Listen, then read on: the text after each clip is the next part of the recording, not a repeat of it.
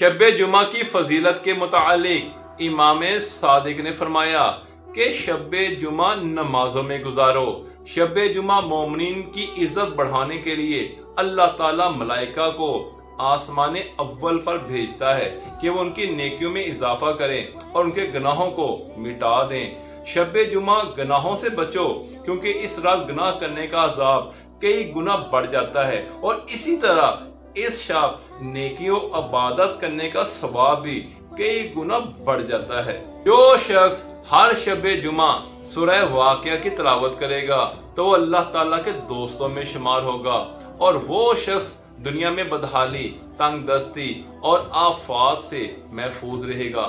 امام زین العابدین نے فرمایا وَامُرْ لَيَالِي بِإِيقَاظِ فِيهِ بِعِبَادَاتِكَ، یا اللہ میری راتوں کو آباد فرما دے اور مجھے عبادت کے لیے بیدار رکھنا، وَتَفَرَّدِ بِالتَّهَجُّدِ لَكَ، اور خلوت و تنہائی میں مجھے نماز تہجد کے لیے جاگنے کی توفیق دینا، وَتَجَرَّدِ بِسُکُونِ إِلَيْكَ وَإِنزَالِ حَوَائِجِ بِكَ، یا اللہ میں سب سے الگ رہ کر تجھ سے ہی لو لگاؤں اور تیرے سامنے اپنی حاجات کو پیش کروں۔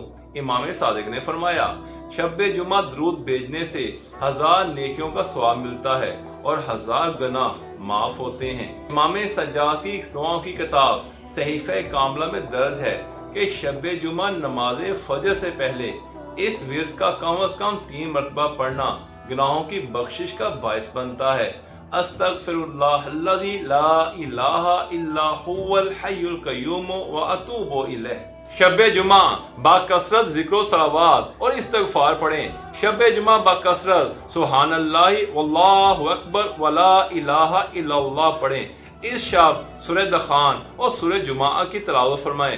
اس شب 3 طاسین والی صورتیں الف لام میم سجدہ، سورہ یاسین، ہا میم سجدہ اور سورہ طور کی بھی تلاوت فرمائیں۔ حدیث مبارکہ ہے من ماتا یوم الجمعۃ او لیلۃ الجمعۃ رفع عنہ عذاب القبر، جو مسلمان شب جمعہ یا روز جمعہ وفات پا جائے وہ عذاب قبر سے محفوظ رہتا ہے۔